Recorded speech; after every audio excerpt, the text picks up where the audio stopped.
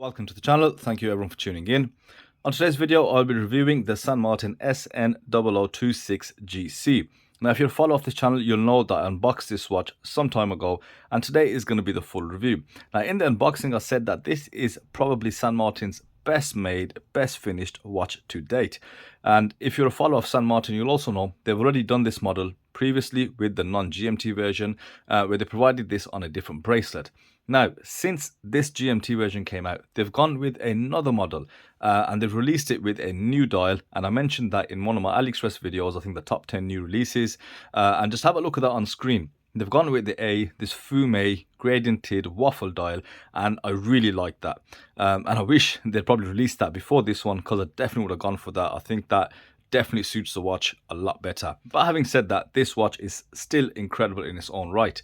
Now, in the unboxing, I did cover dimensions and specifications, so I won't be going through that in this review just to save some time. But I will tell you that this watch is at around £330, and that is quite expensive. However, as you'll find out through the review, that if you get the equivalent, of a brand that we recognize, up to £1,000, if not more, you still will not get this level of finishing and quality that you see with San Martin. So with this review, I'm going to talk you through all the incredible features, how the dial is built, and of course point you to all the different levels of finishing and add that case construction and go through the bracelet as per usual. This is the Handset 6460 movement. It is a GMT movement, only a office or caller GMT as they call it, as I found out recently. And the thing with this movement, yes, it's Chinese and it is a clone of a modified ETA 2823 or 2893, whichever one. But this Handset 6460, when they made this, they made it built with a GMT function rather than a modified ETA clone.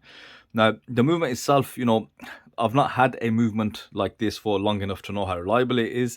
I've had minimal experience. I think I've had this movement maybe 2 or 3 times previously. But all I can say about the movement is this particular one, when I ran it on my time grapher, it came up with -9 seconds a day. I had a very healthy amplitude of 284 degrees and a 0 beat error. So in terms of accuracy, it is running quite accurate. There is some consistency in it. But with regards to longevity, reliability, I can't really give you more information on that. So what makes this watch so incredibly well built? Well, let's start off with the dial. Now, the dial itself has been really well made. You've got a really nice blue. I like that tone they've gone for. And with that sunburst disc in the center, it does really make that light bounce off the dial. It gives you different shades of dark blue, light blue, depending on which angle you look at it. Outside of that inner circle, you'll see concentric lines which go around the outside of the dial, where you've got place for the batons and the numerals. Now, this gives this dial a multi-dial construction appearance. I don't know if it is a multi-dial construction. However, it definitely does look like it is a multi-layered dial. Now, you've got a mixture of printed and applied features, and the printed features are things like the minute track on the dial, that inner GMT track, as well as the text above the 6. You've got that hex logo, which has a mix of matte and polished features. That's a great looking logo. And then you've got the applied batons for hour markers and the numerals, which are finished with a polished edge. Beautifully done and well applied, perfectly aligned with the printed minute track and all the other markings. One thing that does stand out is the use of the red. So the GMT hand, as you can see, is finished in red, and then you've got the red tip on the second hand, which matches that GMT text. So great use of red as an accent on the watch dial. Definitely does adds a bit of color to it and makes those bits stand out. The handset applied is a very thin handset, and it is beautifully finished. The hands have been chamfered on either end and polished, whereas the center does have a strip of linear brushing. Now, while that looks great, I think the polishing makes the hands seem thinner than they are. And therefore, one of my observations on this dial is I do feel the hands are slightly thinner than they should be. And they do match up next to the hour markers perfectly, they're in proportion. However, I would like to see some wider hands, just something just a bit more substantial. Now, the loom applied on this watch is BGW9, and they have applied that thoroughly. It's very bright, very even. The GMT hand is also loomed, and yeah, great use of the loom. So I'd say this is probably the most complex dial that San Martin have come out with. They tend to usually get away with very simple and basic dials. In fact, I think it's a finishing on the case and the bracelet which kind of does it for them. But for the most part, look at the watches, they are very simple dials, made well, but still quite simple. However, with this one, there's a lot going on, and it has been executed really well. Moving across to the watch case, this is where you'll find San Martin in the absolute element. Now, you've got different types of finishing and different levels of finishing. If you go across the A face, you'll find this hairline brushing, which you can see the grain and it gives a nice effect the way the light washes off the face of the watch. You've got polished screws. I don't think they're faux screws because that bezel looks like it does come off, but I haven't tried it. I don't actually want to damage any of the screws by me messing around with a screwdriver. Now, looking at this bezel, you'll notice you've got a chamfered edge, which is highly polished, but along the bottom of the bezel, you'll also notice some very fine satinized brushing. So again, that's unnecessary. You wouldn't really see that on a lot of the watches. It could have been a fully polished bezel, but going back to my point that I made earlier in the video, you know, they've gone that extra mile. Now, when we further move on to the side of the case, you'll notice on the lugs you've got linear brushing, and along the side you've got very fine, again, that satinized brushing going across the length of the case. So that is beautifully done. You cannot fault it, no sharp edges, and just so nice to touch in hand. And we're seeing this level of brushing on a lot of St. Martin watches, and I'm very impressed. Now also, just along the edge of the case, you'll notice a polished lip. So it really does give you so many levels, and you know, you've got to really appreciate the level of work that's gone into this. Even the tips of the lugs, you know, are polished there on that facet and then brushed on the side. So they've covered every inch of this watch, and they've ensured that it is finished to a very high level. Now, of course, that comes with a price. All these features combined contribute to that price of £330. Now, when we turn the watch around, you'll find a flat case back. It is brushed. Still haven't removed the sticker, I haven't got around to doing it, but you do have 4 tiny screws that kind of secure that case back, which is why you only get 100 meters of water resistance. But being a sport watch GMT, you don't need any more than that. Now, moving on to the crown, you've got St. Martin Hex logo, so that you do have some brand continuity there. You know, they haven't gone with that $sign or a shark. I think, in fact, they've left the shark out, and I do kind of miss it. You'd have that, you know, nicely beveled or embossed shark on the case back. That was quite nice from St. Martin. Now, the crown is fully polished hex crown, and I think it measures in at around 6.2 millimeters. Now, the crown is probably the biggest problem of this watch. It is so difficult to unscrew, wind and screw down again, so much so I'm not even going to attempt it because it's just hard work. Your fingers just slip off the crown. It's not big enough, and you know, these sides are curved, you know, to make sure there's no sharp edges. They have been smoothed down, but it shouldn't have been polished, and I would have much preferred if it was knurled, or even a just circular crown, but it just definitely needs some knurling to give you that grip. Without that, it is hard work. Now, moving on to the bracelet, you've got some really nice solid end links fitted really well into the case. Now, the end link itself is worth noting. It is actually split, right? It is a female end link, but you know, the way it's been created, you don't get the articulation on the first or second link. So the lug to lug increases from 47 millimeters to a 50 mil, which isn't too bad. I think that should still conform to smaller wrists really well.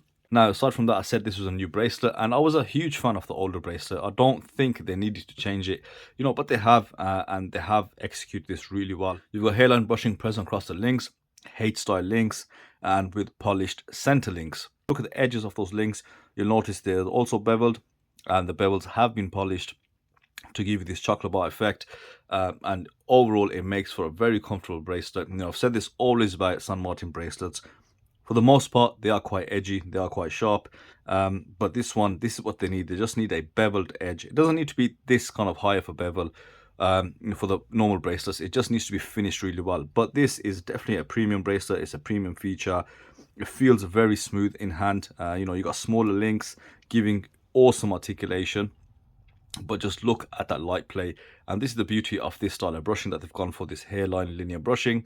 It is not as soft as the satin brushing, but it does look really good. Moving on down to the clasp, you've got a thick, you know, milled butterfly clasp. I think it's a wrong choice of clasp for this watch because it's not a dress watch.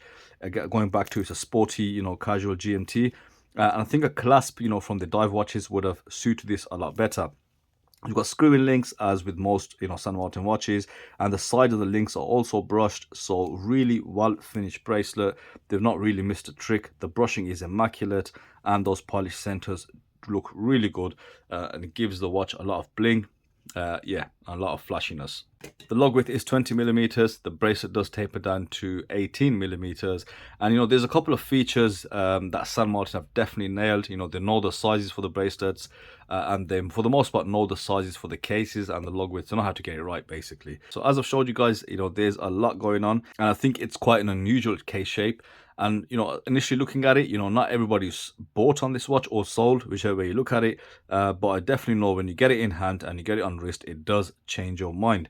Talking about wrist shot, let's put it on and let's see what it looks like. Here's the San Martin SN0026 on my 6.5-inch wrist. And agreeably, look how proportional that looks. I love that square case shape.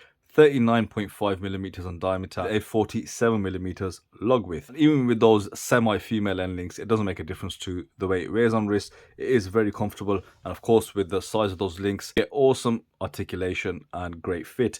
And the bracelet is very comfortable due to all those chamfers present on the edges, and it looks incredible on wrist. I gotta say, it definitely is a game changer. It changes your mind. Not a case shape which most people kind of gravitate towards, but when you do get it in hand, it does look awesome. Very well finished, as I've been saying. So to summarize, let's talk about the moans, and I've gone through them as I've gone through the review. The first one being, I just think the hands should be just a bit more substantial. I'd like them just slightly thicker. I think those beveled, polished edges, while that is a good level of detail on the handset, they do disappear in the light, depending on how you look at it, and it kind of makes them look a bit thinner than they are. Second thing is the crown. It is very impractical. Not to the point it's useless, but you will struggle. And the last thing, while it's not a major point, is on the clasp. The butterfly clasp is well made. It's not those usual flimsy ones, but I think it's not a dress watch, definitely not. So they could have gone with just the normal clasp that they use, those flip over clasps with that great San Martin branding on the back. That would have looked, I think, much better and felt much better. Butterfly clasps are kind of fiddly when you've got to put the watch on.